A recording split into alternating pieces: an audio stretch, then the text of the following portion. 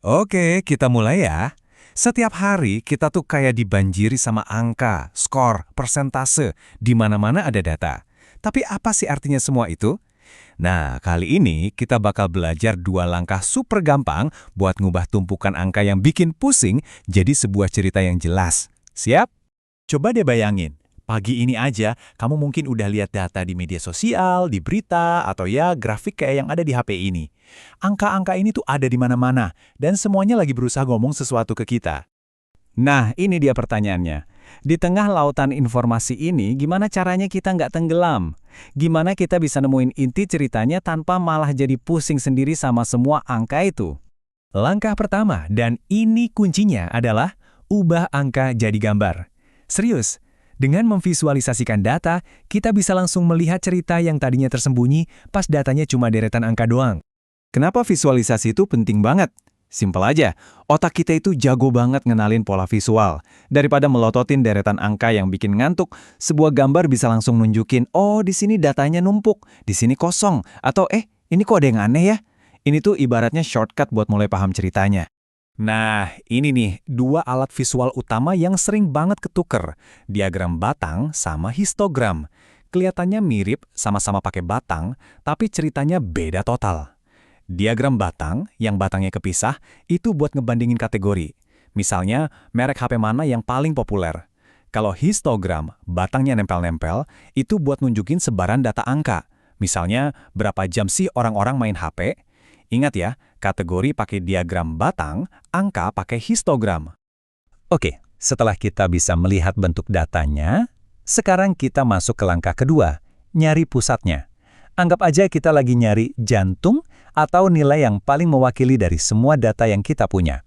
Buat nemuin jantung data ini, kita punya 3 jurus andalan. Biar gampang ingetnya, kita sebut aja 3M. Mean, median, dan modus. Masing-masing punya kekuatan sendiri-sendiri. Yuk kita bedah satu-satu. Pertama, ada mean. Ini nama kerennya rata-rata, yang pasti kalian udah sering banget dengar. Cara ngitungnya paling klasik. Tinggal jumlahin aja semua nilainya, terus bagi deh sama ada berapa banyak datanya. Beres. Jurus kedua, median. Kata kuncinya cuma satu, tengah. Caranya, jejerin semua data dari yang paling kecil sampai yang paling gede. Nah, nilai yang duduk manis pas di tengah-tengah, itulah mediannya. Dan yang terakhir, si paling gampang, modus.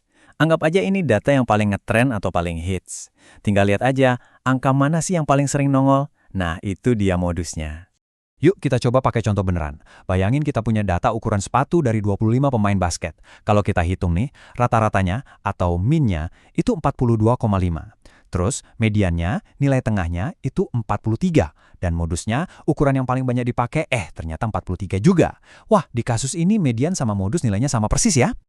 Sekarang masuk ke pertanyaan paling penting. Kapan kita pakai mean dan kapan kita lebih baik pakai median? Karena percaya deh, meskipun dua-duanya ngukur pusat, mereka bisa ngasih cerita yang beda banget. Coba deh renungin sebentar. Kalau kamu disuruh milih cuma satu angka buat ngegambarin sekelompok data, angka mana yang bakal kamu pilih? Angka yang paling jujur, yang nggak menipu, itu yang mana? Oke, kita masuk ke sebuah skenario. Ada 10 orang lagi nyumbang baju. Jumlahnya macam-macam. Ada yang 3, ada yang 10. Kalau kita lihat sekilas, datanya kelihatan wajar-wajar aja kan? Cukup seimbang gitu. Kalau kita hitung rata-ratanya, kita dapat angka 6. Sejauh ini sih oke ya. Kayaknya angka 6 ini cukup adil buat ngegambarin sumbangan mereka. Masuk akal. Tapi, tiba-tiba, datang satu orang sultan, seorang dermawan yang baiknya luar biasa. Dan sumbangan dia beda banget dari yang lain. Nah, dalam statistik, ini yang kita sebut data pencilan atau outlier. Dia nyumbang 100 potong baju. Gila kan? Dan satu angka ini bakal mengubah total cerita data kita. Nah, disinilah keajaibannya terjadi. Lihat deh perbedaannya. Rata-ratanya, si mean langsung loncat gila-gilaan jadi 15. Ini kan jadi aneh ya, seolah-olah rata-rata orang nyumbang 15 baju, padahal mayoritas nggak segitu. Tapi, lihat si median. Dia kalem aja, cuma geser dikit jadi 6,5, jauh lebih stabil kan, dan lebih jujur ngegambarin kebanyakan orang. Jadi pelajarannya apa? Kalau ada data aneh yang beda banget, median itu seringkali jadi pahlawannya. Dia ngasih cerita yang lebih benar daripada mean. Jadi, buat apa sih kita belajar beginian? Gimana caranya ini semua kepake di dunia nyata?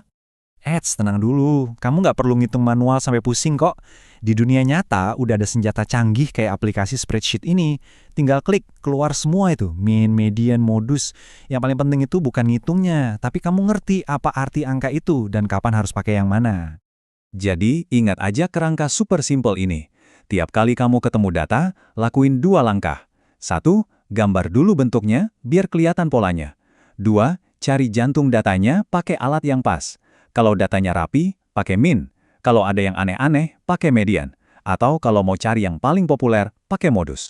Dan selalu ingat ini ya, statistik itu bukan cuma soal angka. Ini soal jadi detektif, soal ngebaca cerita yang sebenarnya lagi ngumpet di balik angka-angka itu. Nah, sekarang giliran kamu. Coba deh lihat sekelilingmu. Mungkin data waktu kamu main game, atau nilai ulangan di kelas, atau bahkan durasi kamu scroll medsos. Cerita apa yang bisa kamu bongkar dari situ?